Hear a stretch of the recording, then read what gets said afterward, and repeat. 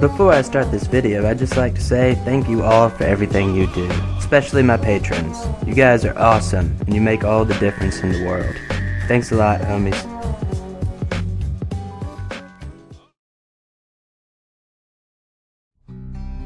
Hey, what's up, you crazy hot dogs? I want to talk to you about something that I think most people are interested in. Dreams. But first, I'll have to tell you about something else. Have you ever heard about the behavior of hermit crabs? They do this odd thing where they'll neatly line up by size in order to decide who gets what new shell. And more often than not, those new shells consist of the petrified remains of creatures that existed long, long ago. If you've ever picked up a shell by the side of the sea, odds are that it's older than you and anyone you've ever known of or thought about. And if there was something living inside of that shell, it most likely moved in there relatively recently. Is that not kind of strange to think about?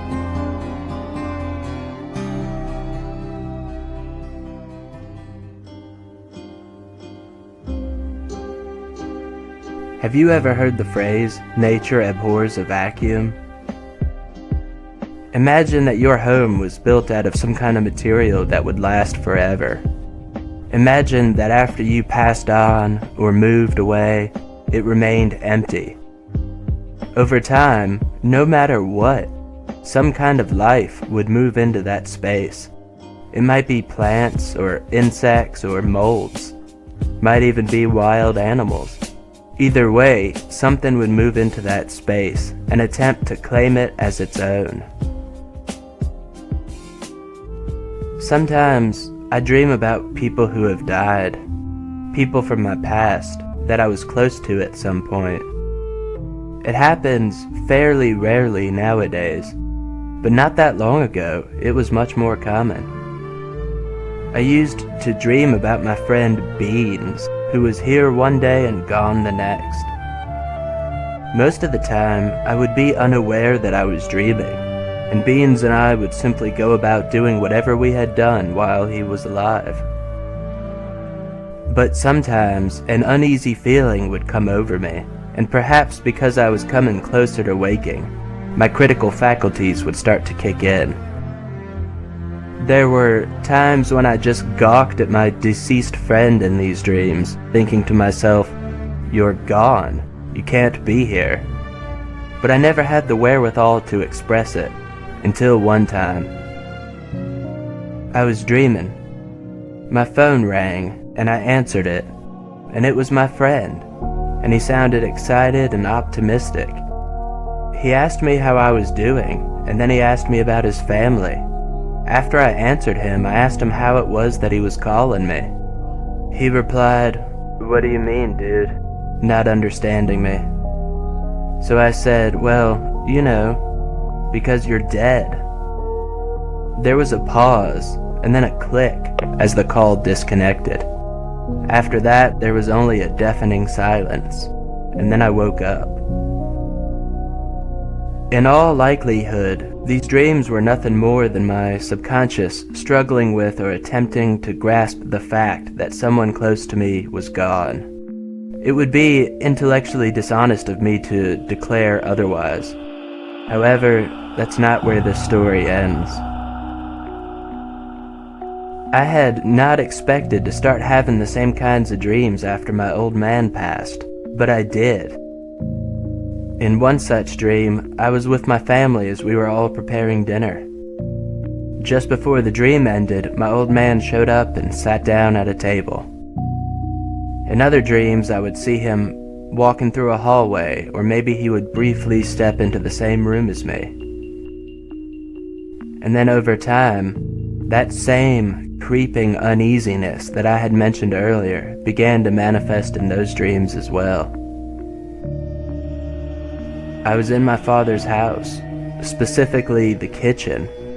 I could see outside, and it was nighttime. I wasn't alone either. Siblings and family members were there, and they all exhibited a celebratory and happy mood.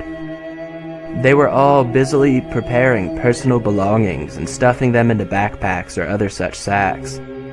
I asked one of them what was going on, and they explained to me that they had wonderful news.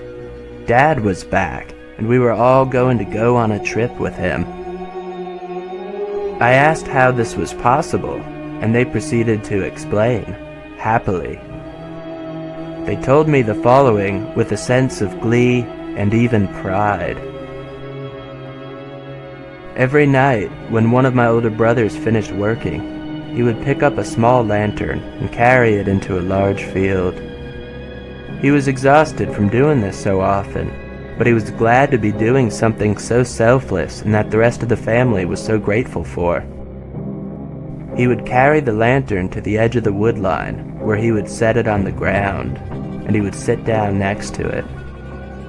He would remain still and silent, sometimes falling asleep from the exhaustion of having done this so often. Then, eventually, small creatures would start to approach him. Squirrels or rabbits or other such rodents, things of that nature. Once they were close enough, he would grab them, measure them with his bare hands, and toss their bodies into a pile nearby. And he was catching so many a night, I was told. The piles were becoming impressive in size. And because of the dedicated efforts of this sibling, night after night, my father had returned, and everyone was overjoyed. And now we were all going to go on a trip with him. And then I was in the back seat of a packed car. There were family members all around me, and my father was driving. It was still night out, and on either side of us there were endless rows of corn passing by. One of my siblings said something to me that I can't quite recall. I felt like something was horribly wrong, but I couldn't articulate it at the moment. Then we turned off the main road, and we started going down. I looked outside and saw that we were traveling down a gigantic and spiraling mine into darkness, and that's when I panicked. I leaned forward and said there was something horribly wrong with all of this. I said that my father was dead and that we were going down, and that was when my father turned around. The other passengers, the entire vehicle, everything else faded away. It was just my father and I, standing in his kitchen. I again expressed my concerns, asking him how he was here if he was in fact deceased, and that's when everything changed. The room grew dark and cold, and I could hear a terrible rushing of air in my ears. My dad's face changed. He bore this sickly grin, and his face became sunken and exaggerated. His eyes bulged out of their sockets, and his mouth became disproportionately large. I was standing before something terrible. It told me that it was just using my father's image, and that it was not, in fact, my father that I had been looking at. It was, as we would call it, a demon, or something like a demon, it stated. The entire time, it held this malevolent grin on its face. I could barely speak, even in this dream state, as the terror I felt was almost unbearable. At this point, I was aware that I was dreaming, but it felt like I was in somebody else's playground, somebody else's dream. Standing in front of this terrible thing that partially resembled my deceased father was torture. All I could get out was, so if you are a demon, does that mean there's a hell and a god, or something like that? It came out clumsily, and even though I was dreaming, it felt like my throat was thick with fear. I felt like I was on the verge of tears. What happened next surprises me to this day. It began to laugh maniacally. The rushing air around me picked up in volume. The room darkened even more, and it simply said, "Yes." And then I woke up. And that one would stick with me. For a time, I didn't have any more dreams like that. And then I did. I was back at my father's house, It was nearing nightfall, but there was still some daylight. This time, I was fully aware that I was dreaming from the get-go. I was slightly uneasy, but I was aware of the fact that I would soon be out of whatever environment I found myself in at that very moment. Not only was I again in my father's house, but I was specifically once again standing in the kitchen. Only this time, the whole room was gutted.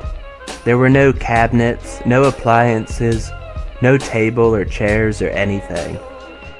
And then, a woman came walking into the room from further inside the house. She was someone my father had been really close to in his final years. She was carrying a large cup in one hand, and she greeted me indifferently, before leaving the kitchen and stepping into the living room, where I followed. She was sitting down on a wooden bench, lighting up a joint she had rolled. She had some liquor in the cup, she explained.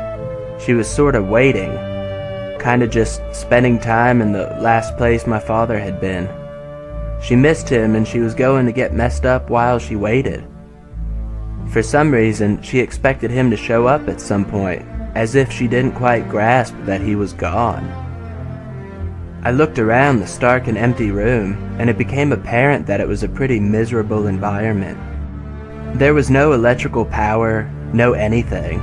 The wooden bench she sat on had once accompanied a large piano that was now gone. She offered me the joint she held, and I took it, and we stepped outside, into the front yard. I was still aware that I was dreaming, and I decided that I would ask her if she realized that he wasn't coming back. And so I asked her, out there in the front yard of what had once been my father's home. She grinned in a sickly manner, and her face became sunken. Her eyes bugged out of her skull, and her mouth became disproportionately large. The world around us faded, and the sound of rushing air began to grow louder and louder. Only this time, I wasn't as phased as I had been in my previous dream. I simply looked at this thing in front of me, using this lady's image just as it had used my father's, and I recognized it. I realized that it was the same thing I had seen previously. It stood there, once again laughing maniacally, but I wasn't as scared this time. Its unveiling wasn't as impressive or terrifying as it had been in the first such dream. And it wasn't using the image of someone as close to me as my father. I still felt some fear, but it was nothing like before. I didn't say anything or ask it any questions, and after a moment, I woke up. In all likelihood, these dreams were nothing more than my subconscious struggling with or attempting to grasp the fact that someone close to me was gone. It would be intellectually dishonest of me to declare otherwise. But before I leave you, I wanted to ask, have you ever picked up a seashell on the beach only to find something living inside of it? Isn't it strange how the remains of one creature can become a home for an entirely different creature? Do you ever wonder what kind of ecosystems exist beyond those environments that we can easily perceive? I wonder what sort of cozy or convenient shells our thoughts might make for these beings. Were they definitely real? I wonder what kind of disguises the images of our loved ones might make for other, more formless beings out there in those strange places.